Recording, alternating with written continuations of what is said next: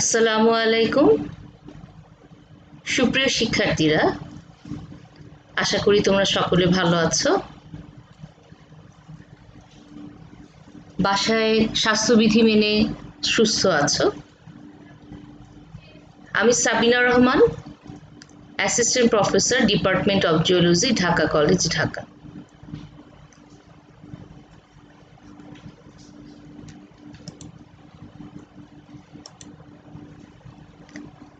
আজকে আমি তোমাদেরকে এমএসসি এন্টোমোলজি ইনসেক্ট বিহেভিয়ারের উপরে ক্লাসটা নিব। ওরিয়েন্টেশন সেটা নিয়ে আজকে তোমাদের সাথে আলোচনা করব, যার কোর্স কোড হচ্ছে 313131।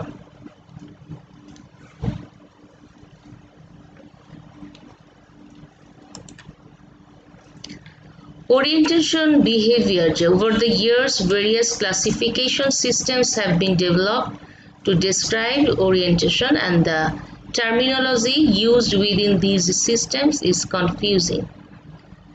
Popular systems in which orientation can be described are kinesis and taxis.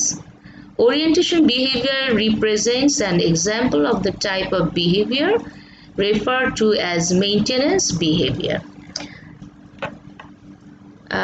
তোমাদের যদি আরেকটু পরিষ্কার করে বলি, সেটা হচ্ছে যে এই যে ওরিয়েন্টেশন, এটা কিন্তু এক ধরনের অভিযোজিত আচরণ। ওরিয়েন্টেশনটা হচ্ছে এক ধরনের অভিযোজিত আচরণ। এই যেটা হয় যে পারিপার্শ্বিক যে উদ্দীপক থাকে তার প্রতি যে সাড়া প্রদানের উদ্দেশ্যে কি করে জীবদের যে আচরণগত পরিমাণ বা অবস্থানগত যে পরিবর্তনটা হয়, সেটাই হচ্ছে ওরিয়েন্টেশন। এটা অভিযোজন জনিত, এটা হচ্ছে সরল আচরণ। অভিযোজনটা কি? অ্যাডাপ্টেশন।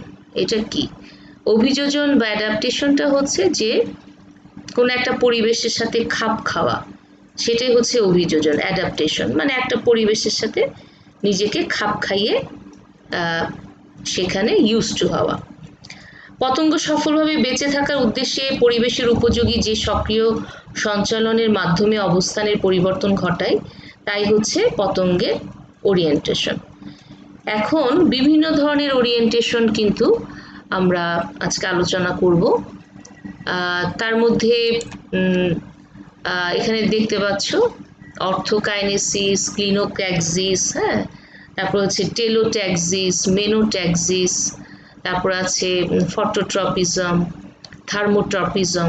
তো আমরা এখানে দেখতে পাচ্ছি যে এই যে বিভিন্ন ধরনের যে ওরিয়েন্টেশন আছে, তার মধ্যে প্রথমেই আলোচনার শুরুতেই আমরা অর্থোকাইনেসিসটা নিয়ে একটু আলোচনা করতে পারি। In which the speed of movement of the individual is dependent upon the stimulus intensity. For example, the locomotion of woodlice in relation to humidity. With increased humidity, there is an increase in the percentage time that the woodlice will remain stationary. ছাত্ররা, তোমরা যেটা করবে সেটা খাতা কলম নিয়ে তোমরা এই পয়েন্টসগুলো লিখে এবং এটা বর্ণনাটা একটু খাতায় নোট ডাউন করবে, নাহলে কিন্তু এটা মাথায় থাকবে না। অর্থোকাইনেসিসটা আসলে এই যেটা হয় সেটা হচ্ছে এই ধরনের ওরিয়েন্টেশনে উদ্দীপকের যে গতিটা সেটা হচ্ছে তীব্রতার উপর নির্ভরশীল, অর্থাৎ পতঙ্গের যে রৈখিক গতিটা সেটা হচ্ছে আপেক্ষিক আর্দ্রতার উপর নির্ভর করে। হ্যাঁ, যেমন ধরো উডলাইস, যে এক ধরনের পোকা। এখানে দেখো বর্ণনাতে আমি বলি, এই যে উডলাইস কি বলেছে, ইন রিলেশন টু হিউমিডিটি, অর্থাৎ উডলাইস কিন্তু আর্দ্র স্থানে একে বেশি দেখা যায়। উডলাইস এটা এক ধরনের যে পতঙ্গ, তাকে কিন্তু উডলাইস যেটা সেটা হচ্ছে হিউমিডিটি জাতীয়, বা হিউমিডিটি যেখানে বেশি সেখানে দেখা যায়। অর্থাৎ এদের চলনের রৈখিক গতিটা আপেক্ষিক আর্দ্রতার উপরে প্রভাব বিস্তার করে বা নির্ভর করে। With increased humidity, there is an increase in the percentage time that the woodlice will remain stationary. Okay, আচ্ছা, এরপরে হচ্ছে ক্লিনোট্যাক্সিস বা অনেক সময় এটাকে ক্লাইনো বলা যায়, কিন্তু সঠিক উচ্চারণটা হচ্ছে ক্লিনোট্যাক্সিস। আচ্ছা, এখানে কি বলা হয়েছে? Klinotaxis is the achievement of orientation by alternate lateral movements of part or all of a body.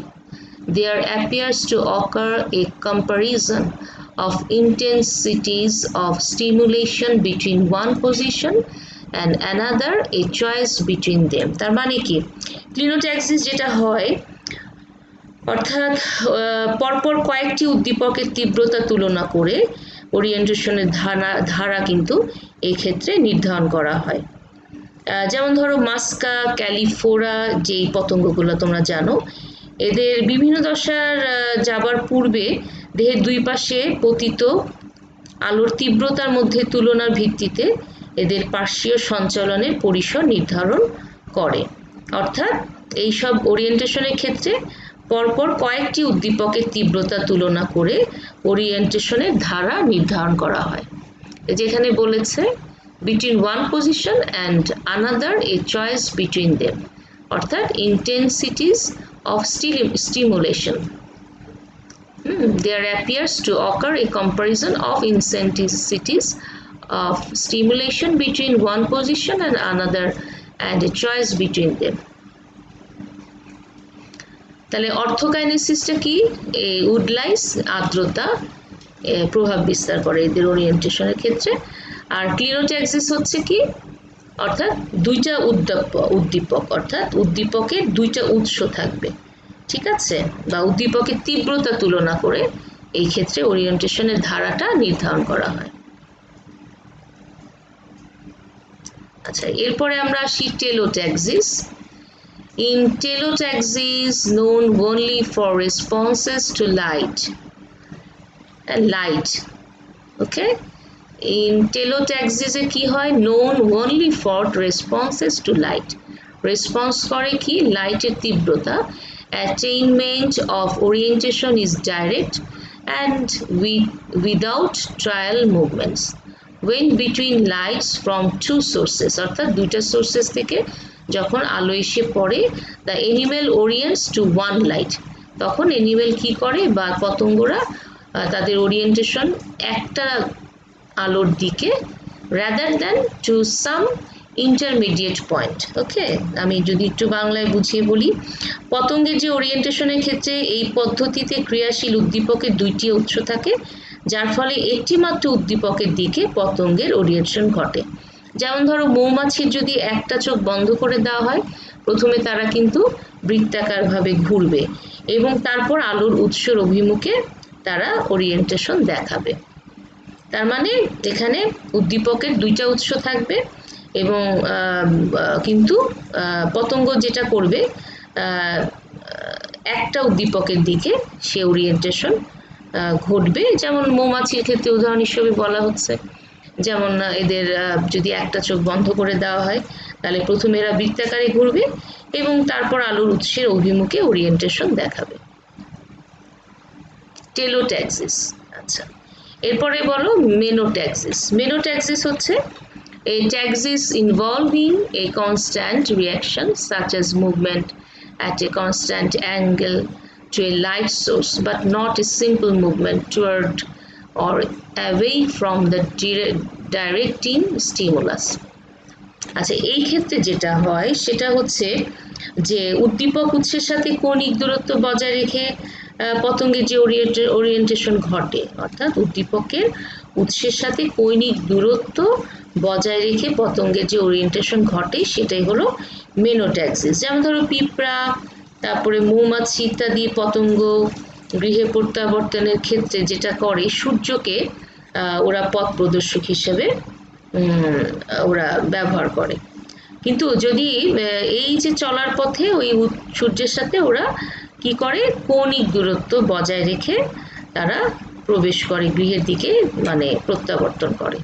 কিন্তু যদি কোনো কারণে তাকে যদি আমরা কোনো একটা বাক্সে কিছু সময়ের জন্য বন্ধ করে রাখি এবং তারপর যদি তাদেরকে আবার ছেড়ে দিই, দেখা যাবে ওই সূর্যর কিন্তু অবস্থান পরিবর্তন হয়েছে। খেয়াল করো, সূর্য কিন্তু কখনোই একটা জায়গায় স্থির থাকে না, সে কিন্তু দিনের সময়ের সাথে সাথে সে কিন্তু তার অবস্থানকে পরিবর্তন করে। ফলে তুমি যে ঘন্টাখানেক বা ঘন্টা দুয়েক তাকে আটকে রাখছো, তারপর যদি ছেড়ে দাও, তখন দেখা যাবে সূর্যের যে অবস্থানটা সেই উৎসের সাথে ওইভাবেই কৌণিক দূরত্ব বজায় রেখে তারা প্রত্যাবর্তন করবে বা ওরিয়েন্টেশন করবে।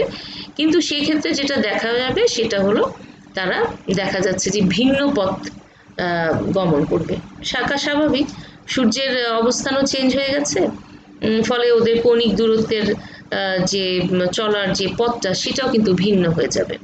তাহলে মেনোট্যাক্সিস কি বললাম, যে এই ক্ষেত্রে উৎসর সাথে কি হবে, কৌণিক দূরত্ব বজায় রেখে এদের ওরিয়েন্টেশনটা ঘটবে এবং সেই ক্ষেত্রে যদি তাদেরকে কিছু সময়ের জন্য একটা বাক্সে রাখা হয়, তখন দেখা যাবে যে তাদেরকে তারপর ছেড়ে দিলে তারা ওই সূর্যের সাথেই কৌণিক দূরত্ব বজায় রেখে তারা গৃহে প্রত্যাবর্তন করবে। সেক্ষেত্রে ভিন্ন পথ তাদের অটোমেটিক্যালি হয়ে যাবে।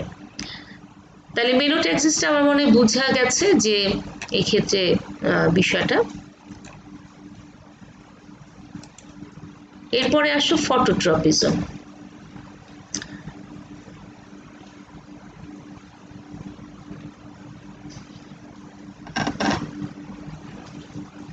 ফটোট্রপিজম তো বুঝতেই পারছো কথাটার সাথে সাথে, যে phototropism that means is the directional growth of an organism in response to light.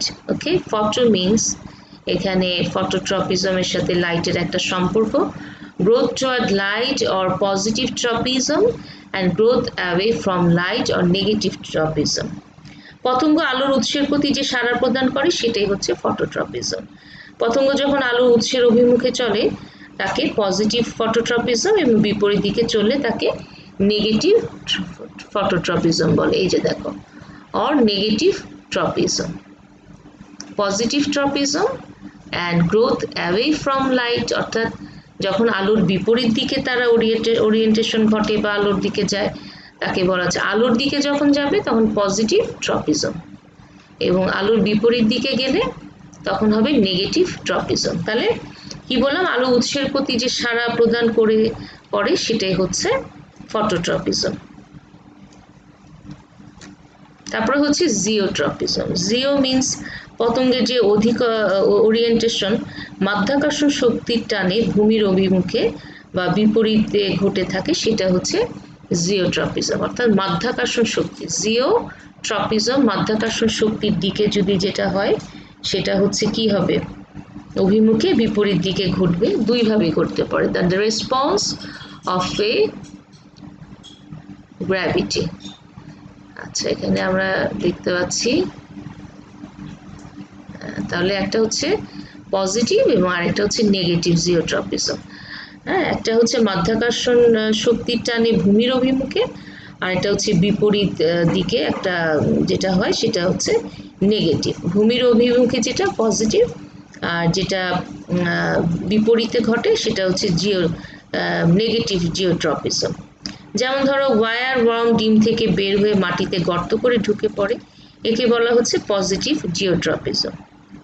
War worm, ঠিক আছে, এই ধরনের পোকা ডিম থেকে বের হয়েই তারা গর্ত করে মাটির ভিতরে ঢুকে যায়, তখন এটাকে হচ্ছে পজিটিভ জিওট্রপিজম বলা হয়। আচ্ছা, কেমো মিন্স কি, কেমিক্যাল, রাইট? কেমোতে হচ্ছে পতঙ্গের, যেটা আমি একটু বলি, movement of an organism or part of an organism in response to an external chemical gradient. A positive chemotropism is one in which the growth response is towards the stimulus, whereas a negative chemotropism is when the growth response is away from the stimulus. তার মানে কি, পতঙ্গের যেই orientation রাসায়নিক দ্রব্যের প্রতি সাড়া প্রদান করতে থাকে তাকেই বলা হচ্ছে কেমোট্রপিজম। এবং এখানে পজিটিভ নেগেটিভের বিষয়টা আসছে। যেমন ধরো যে বিভিন্ন ধরনের যে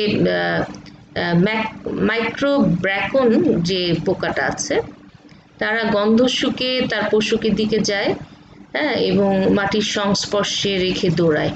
শিকারী ওয়াস্প, অ্যান্টিনা কর্মী পিঁপড়া খাদ্য সংগ্রহ করে বাসায় ফিরে আসার জন্য বিশেষ ধরনের উদ্বায়ী রাসায়নিক উপাদানের সাহায্য নিয়ে থাকে।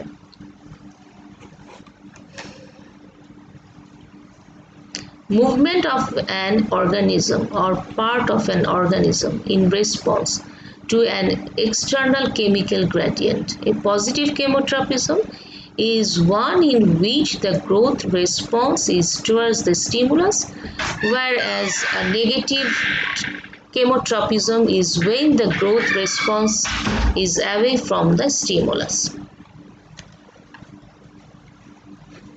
থার্মোট্রপিজম, থার্মোতে আমরা কিন্তু একটা তাপের বিষয় ফিল করছি, যে in পারটেইনস to the movement or the growth response of an organism to heat thermo or changes in temperature.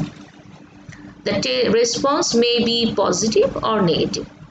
A positive thermotropism is when the growth or movement of an organism is towards the source of heat. অর্থাৎ থার্মোট্রপিজম পতঙ্গের যে orientation তাপের প্রতি সাড়া প্রদান করে থাকে, সেই ধরনের ওরিয়েন্টেশনটাই থার্মোট্রপিজম।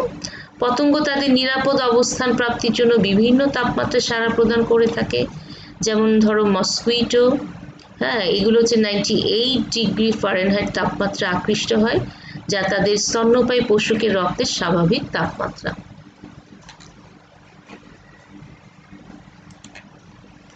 আচ্ছা, থিগমোট্রপিজম, লাস্ট ওয়ান, থিগমোট্রপিজম।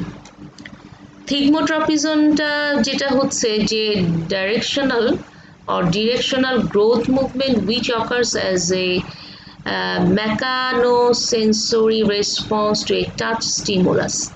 স্পর্শ, কি বললাম, টাচ স্টিমুলাস, স্পর্শের প্রতি সাড়া প্রদান করে যে orientation. Okay, a positive thigmotropism is a response towards the touch stimulus, whereas a negative thigmotropism is a response away from the touch stimulus.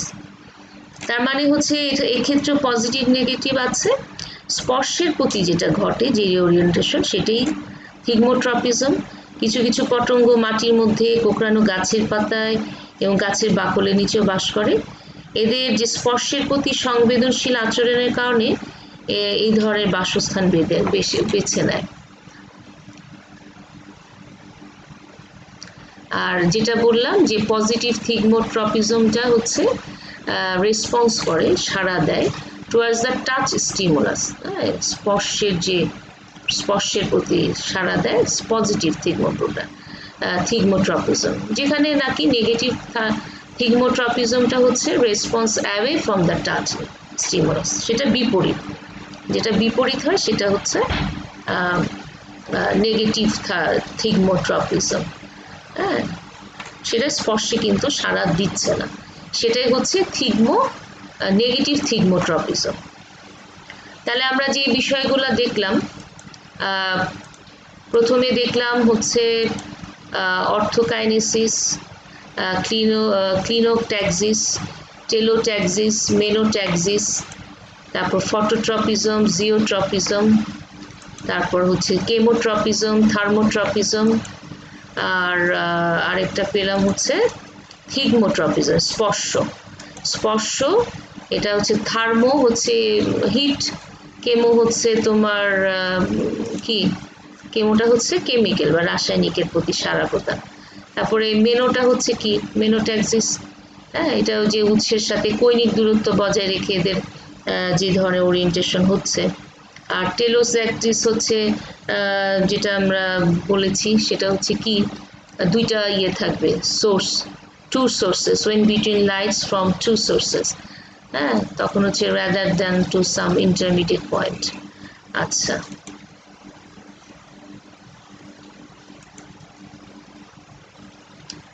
তো শিক্ষার্থী বন্ধুরা, তোমরা আজকে এমএসসি এন্টোমোলজি ক্লাসে ওরিয়েন্টেশনের যে বিভিন্ন কয়েক ধরনের ধারাগুলো দেখলে, ওরিয়েন্টেশনের যে ভেরিয়েশনসগুলো দেখলে আমার মনে হয় তোমাদের একটা ক্লিয়ার কনসেপশনস হয়েছে। তো পরবর্তীতে আমরা আরও বিষয় নিয়ে আবার তোমাদের ক্লাসগুলো করব। ততদিন পর্যন্ত তোমরা ভালো থাকো। আল্লাহ হাফেজ।